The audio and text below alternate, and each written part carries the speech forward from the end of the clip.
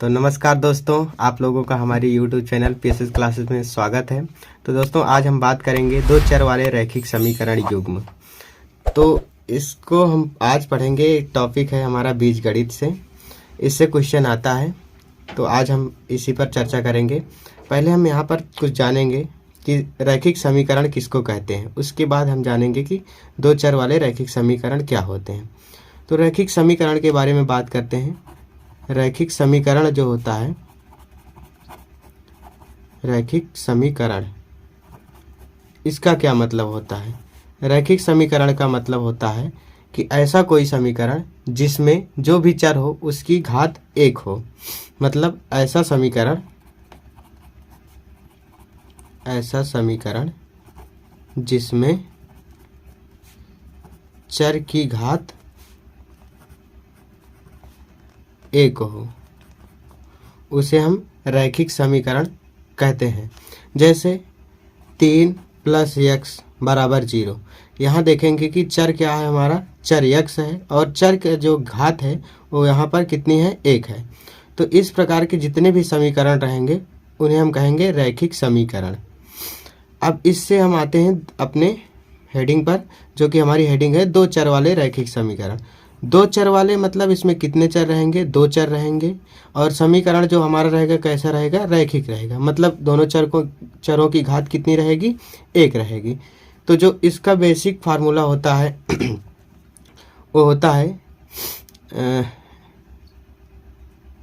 जैसे दो चर वाले रैखिक समीकरण, जैसे a1x + b1y + c = 0। और यहाँ देखिए जो चर हैं x और y, कितने चर हैं, दो चर हैं इसमें, x और y है। जो a1 b1 और c है, इसको मान रहा हूँ c1, ये वास्तविक संख्याएं हैं। तो x और y की घात कितनी है, यहाँ पर 1 है, इसलिए हम इसको कौन सा नाम देंगे, ये रैखिक समीकरण है। ये कौन सा समीकरण है, रैखिक समीकरण। वो भी कैसा रैखिक समीकरण है, दो चरों वाला है, क्योंकि इसमें दो चर है। अगर हम इसी प्रकार एक और ले लें, एक और रैखिक समीकरण ले लें, मान रहा हूँ a2x + b2y + c2 = 0। ये भी रैखिक समीकरण है, ये भी रैखिक समीकरण है। और यहाँ देखा जाए तो a2 b2 और c2 ये क्या है, ये सब एक वास्तविक संख्याएं हैं। जहाँ a1, b1, c1, a2, b2 और c2 ये सब वास्तविक संख्याएं हैं, वास्तविक संख्याएं हैं। जो हमको यहाँ ध्यान देने वाली बात है कि हमारा जो चर हो उसकी अधिकतम घात, सबसे बड़ी घात कितनी होनी चाहिए, 1 होनी चाहिए। 1 के अलावा यदि कोई घात होती है तो उसको हम रैखिक समीकरण नहीं कहेंगे।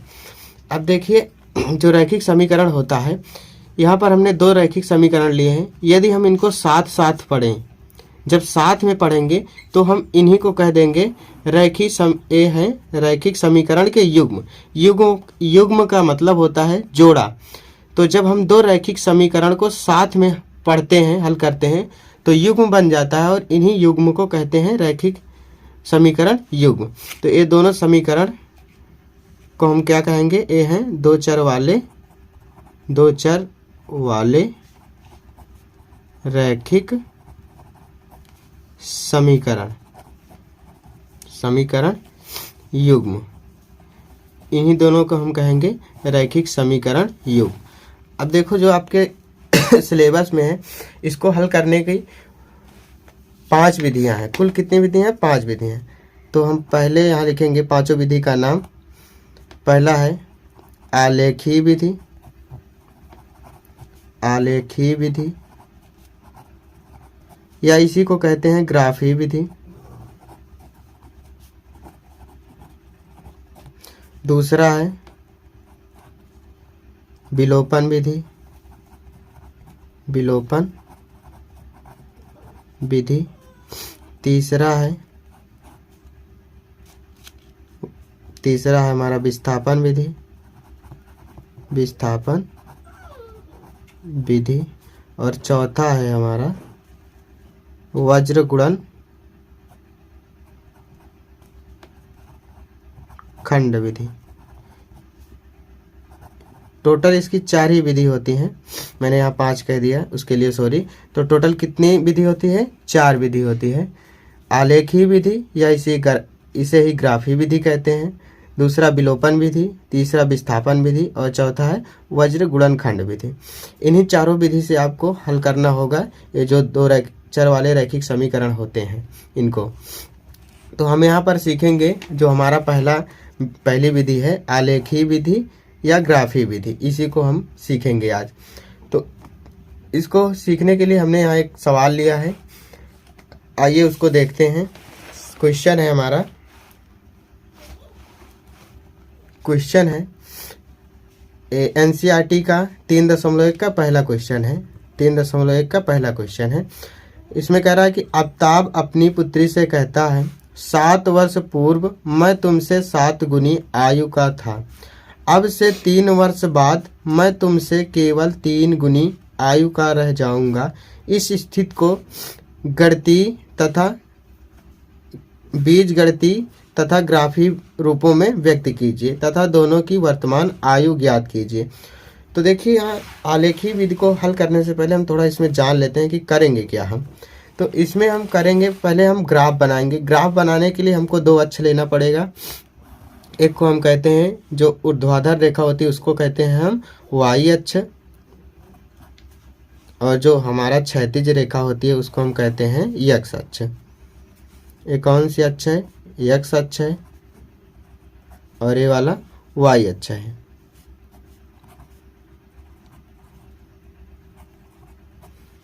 जैसा कि हम लोगों को कक्षा 9 में पढ़ चुके हैं कि ऊपर वाला पॉजिटिव होता है, नीचे वाला माइनस होता है, दाएं वाला पॉजिटिव होता है और बाएं वाला माइनस होता है। मतलब ऊपर हम जब अंक को लिखेंगे तो पॉजिटिव में लिखेंगे इस प्रकार 1 2 3 4 5, और नीचे लिखेंगे तो वही अंक माइनस में लिखा जाएगा। इसको हम लोग 9 में पढ़ चुके हैं। इसी तरह इस तरफ लिखेंगे तो प्लस में रहेगा, और इस तरफ जब लिखेंगे तो माइनस में रहेगा। तो जब हम इसमें बनाएंगे, जब इसको हल करेंगे आलेखी विधि में या ग्राफी विधि में, तो जो हमारा 2 समीकरण रहेंगे, जो 2 रैखिक युग्म रहेंगे समीकरण का, उन्हीं से हम इस ग्राफ पर एक चित्र बनाएंगे। और चित्र बनाने के लिए हम उसमें से, जैसे मान लो यहाँ पर मैं पहला समीकरण लिख रहा हूँ a1x plus b1y plus c1 बराबर 0। इसके लिए ग्राफ बनाने के लिए हमको क्या करना पड़ेगा? एक चर को अकेले करना पड़ेगा, या तो x को कर लो या तो y को। यदि हम यहाँ y को करेंगे तो b1y बराबर हो जाएगा, उस तरफ जब जाएगा तो माइनस में हो जाएगा c1 माइनस a1x, और यहाँ y का मान आ जाएगा माइनस c1 माइनस a1x अपान b1। अब देखो हम क्या करेंगे, हम यहाँ पर एक बॉक्स बनाएंगे। अब इसके लिए हम क्या करेंगे, एक बॉक्स बनाएंगे हम और इस बॉक्स में हम x और y को लिख देंगे। इसका हम क्रम चेंज भी कर सकते हैं, y को ऊपर लिख सकते हैं और x को नीचे। अब क्या करेंगे, यहाँ हमको अगर x की मान, कोई भी मान, x का मान जो होगा, यहाँ पर कोई भी संख्या x के बराबर रखेंगे तब हमको y का मान मिलता जाएगा। और जो भी मान मिलेगा एक पॉइंट मिलेगा। जैसे मान लो हमको एक मान मिला, x का मान यदि हम रखे 2 और y का मान रखे 5, तो हमको x का मान कितना मिला, x का मान 2 रखे तो y का मान कितना मिला, 5। इसको कहते हैं भुज और इसको कहते हैं कोटि। कक्षा 9 में हम पढ़ चुके हैं। तब ये 2 और 5 कौन से कोऑर्डिनेट, कौन से चतुर्थांश में स्थित होंगे, तो हम देखेंगे कि ये दोनों का चिन्ह प्लस प्लस है, मतलब ये प्रथम चतुर्थांश में स्थित होंगे। तो हम इनको ऐसे मिलाएंगे। 2, x का मान कितना है, 2 है, तो 2 यहाँ से लेंगे, और y का मान कितना है, 5, तो 5 हम यहाँ से लेंगे और इसको हम ऐसे मिला देंगे। तो यहाँ जो मिलेगा वो कितना मिलेगा, 2 5। इसी तरह से हम ऐसे निकालते जाएंगे तो बहुत सारे पॉइंट मिलेंगे, और जो हमको इसका ग्राफ मिलेगा रैखिक समीकरण का जो ग्राफ बनता है वो हमेशा सरल रेखा बनता है, एक सीधी लाइन बनती है। इसका ग्राफ कैसे बनता है?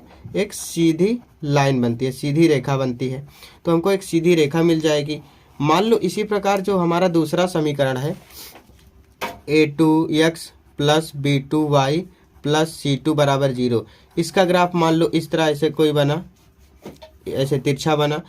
ये दोनों जहाँ काटेंगे एक दूसरे को, जिस पॉइंट पे काटेंगे, मान लो ये काटे x कामा y पर, तो जो x कामा y होगा इन दोनों समीकरणों का हल होगा। इतना समझ में आया होगा। अब क्वेश्चन पर बात करते हैं, क्वेश्चन को बनाते हैं बीजगणितीय रूप में। तो जो क्वेश्चन है हमारा वो है देखो हल।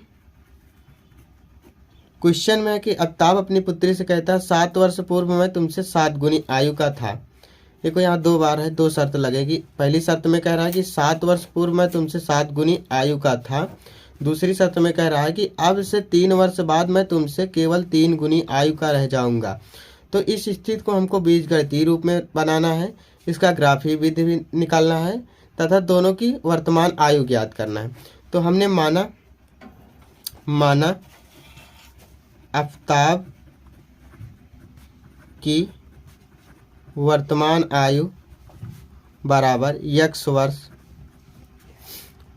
तथा उसकी पुत्री की वर्तमान आयु y वर्ष। अब पहली शर्त के अनुसार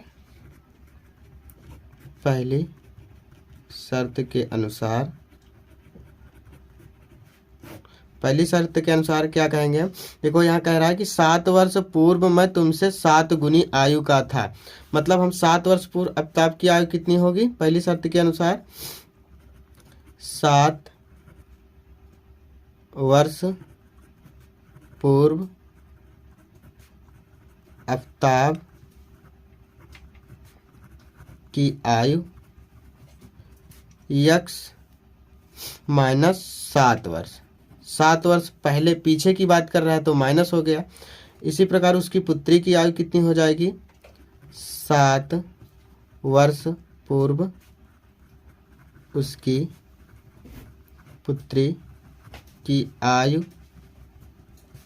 y माइनस 7 वर्ष। अब प्रश्नानुसार, प्रश्न में क्या कह रहा है? प्रश्नानुसार कह रहा है कि जब मैं 7 वर्ष पूर्व मेरी आयु तुमसे 7 गुनी थी, मतलब इसकी पुत्री की आयु को हम जब 7 गुना करेंगे तब इसके आयु के बराबर होगा। तब प्रश्नानुसार x माइनस 7 बराबर होगा कब? y माइनस 7 के बराबर होगा कब? जब इसका हम 7 गुना कर देंगे।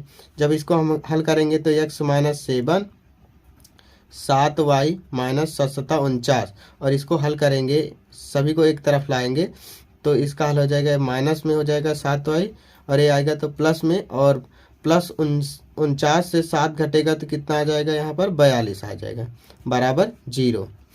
ये बन गया समीकरण 1। मार रहा हूँ इसको समीकरण 1। इसी प्रकार द्वितीय शर्त के अनुसार हम देखेंगे, द्वितीय शर्त के अनुसार कह रहा है कि 3 वर्ष बाद मैं तुमसे केवल 3 गुनी आयु का रह जाऊंगा। भविष्य में बात कर रहा, मतलब उम्र बढ़ेगी। तो 3 वर्ष बाद आफ्ताब की उम्र या आयु x प्लस 3 वर्ष। इसी तरह उसकी पुत्री का कितना हो जाएगा? 3 वर्ष बाद उसकी पुत्री की आयु y प्लस 3 वर्ष हो। अब फिर पुनः प्रश्नानुसार हम चलेंगे।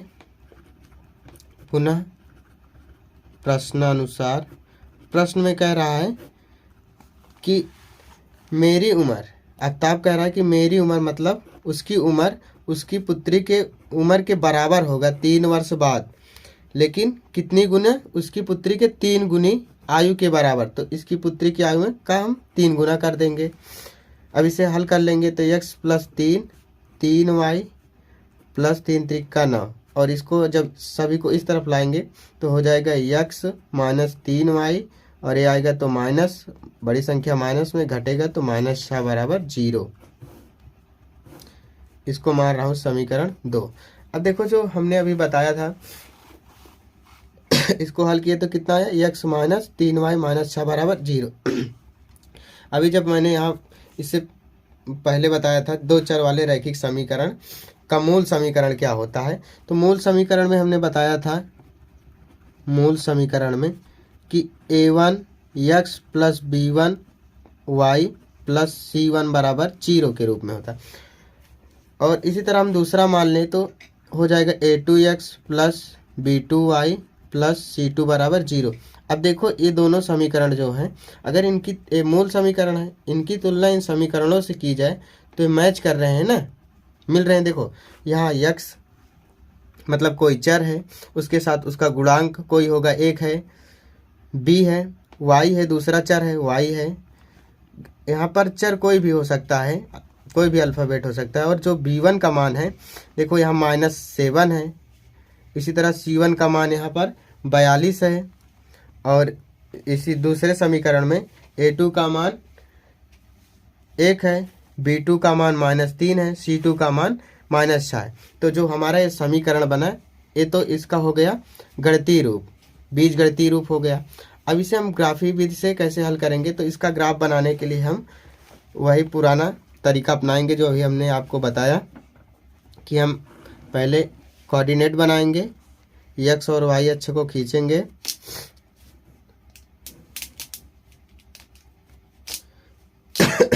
यहाँ थोड़ी सी जगह कम है इसलिए बनेगा नहीं। और जब हम इसका मान निकालेंगे, चलिए हम पहले इसका मान निकाल रहे हैं, दोनों की वर्तमान आयु निकाल रहे हैं। तो दोनों की वर्तमान आयु को हल करने के लिए हम प्रयोग करेंगे यहाँ पर विलोपन विधि का। तो विलोपन विधि लगाने के लिए हम समीकरण को यहाँ लिखेंगे। जो हमारा समीकरण है वो है x माइनस 7y माइनस 42 बराबर 0। ये है पहला समीकरण। और दूसरा समीकरण जो है वो है x माइनस 3y माइनस 6 बराबर 0। यहाँ प्लस में 42 है। अब जब हम इसको हल करेंगे तो ये हो जाएगा x माइनस 7y बराबर माइनस 42, x माइनस 3y बराबर 6। तो इसको हम सीधा सीधा क्या करेंगे, घटा देंगे। जब घटाएंगे तो नीचे का चिन्ह बदल जाएगा और ए से ए वाला जाएगा कट।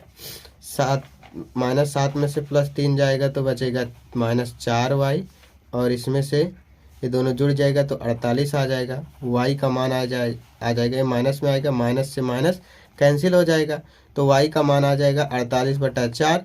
काटेंगे तो कितना आ जाएगा 12। अब y बराबर कितना आ गया 12। अब y का मान समीकरण हम 1 या 2 में रख देंगे तो x का मान मिल जाएगा। समीकरण 1 में y का मान रखने पर जब हम रखेंगे तो x माइनस 7, y का मान कितना है 12, तो 12 से गुणा हो जाएगा और इस तरफ 42। तो ये कितना आ जाएगा 12 सत्ते 84 और इधर -42। तो x बराबर 84 उस तरफ जाएगा, इस तरफ माइनस में, उस तरफ जाएगा तो प्लस में हो जाएगा। -42 प्लस 84, जब 84 से 42 को घटाएंगे तब यहाँ 4 में से 2 जाएगा 2, 8 में से 4 जाएगा तो 4, कितना आएगा 42। अर्थात x का मान कितना आया 42। अब यहाँ लिख सकते हैं हम, अतः आफ़ताब की वर्तमान आयु बराबर 42 वर्ष तथा उसकी पुत्री की वर्तमान आयु 12 वर्ष है। अब आइए हम बात करते हैं ग्राफ की। तो ग्राफ बनाने के लिए हम क्या करेंगे, पहले चलिए हम ग्राफ बनाते हैं। जो हमारा समीकरण 1 है उसके लिए हमने यहाँ बॉक्स बनाया है। एक बार y का मान 6 रखे हैं तो x का मान 0 मिला है। y का मान 0 रखे हैं तो x का मान -42 मिला है। जब y का मान -1 रखे हैं तो x का मान -49 मिला है। इसी तरह हम समीकरण 2 के लिए निकाले हैं। तो जब y का मान 0 रखे हैं तो x का मान 6 मिला है। y का मान 1 रखे हैं तब x का मान 9 मिला है। और जब y का मान 2 रखे हैं तब x का मान 12 मिला है। अब इसका हम ग्राफ बनाने के लिए क्या करेंगे, निर्देशांक ज्यामिति का प्रयोग करेंगे। हमारे पास ग्राफ पेपर है नहीं, इसीलिए हम इसको पेज पर बना रहे हैं। देखते हैं बनता है कि नहीं। तो जो यहाँ हमने मानक वैल्यू लिया है वो 10 लिया है, 10 का डिफरेंस लिया है। तो देखो जो पहला है वो है 0, पहले ग्राफ के लिए, पहले समीकरण के लिए पहला पॉइंट है 0,6। अगर हम इसको पॉइंट में से मान लें कि a1 बराबर है 0,6 एंड a2 बराबर है -42,0, a3 है -49,-1। तो इसके लिए जब हम इसको बनाएंगे तो हमारा है पहला है 0,6, 0,6 यहीं कहीं आएगा,